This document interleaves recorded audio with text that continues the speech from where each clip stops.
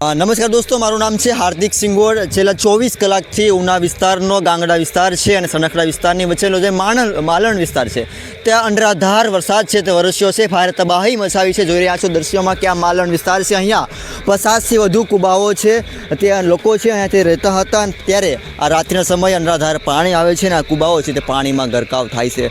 અને એક સ્થાનિક છે તેની સાથે આપણે વાત કરશું। આ શું નામ આપનું? ગંભીરસિંહ ગોહિલ, સનખડા। ગંભીરભાઈ, શું કહે છો? જે રીતે અનરાધાર વરસાદ વરસ્યો, ભારે તબાહી મચાવી ગઈ। આ માલણ વિસ્તાર છે અને અહીંયા 1000ની વસ્તી લોકો માનવ વસાહત રહે છે, પશુપાલન સાથે જોડાયેલા છે।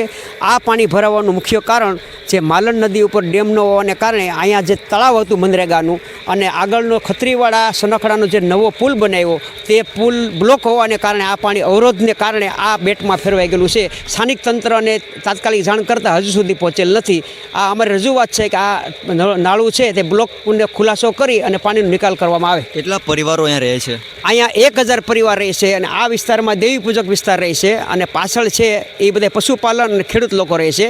તે લોકો રાત્રે કોઈ પણ વ્યવસ્થાના ભાગરૂપે સ્થળાંતર કરી શક્યા નહોતા, પોતપોતાની જગ્યાએ સુરક્ષા પોતાની રીતે વ્યવસ્થા કરેલ છે। રાત્રે કેવી સ્થિતિ પેદા થઈ હતી? રાત્રે વરસાદ અને નદીનું પાણી ચાલુ હોવાને કારણે લોકો અહીંયા સ્વયંભૂ પોતાની રીતે સુરક્ષાનું વ્યવસ્થા કરેલ હતી।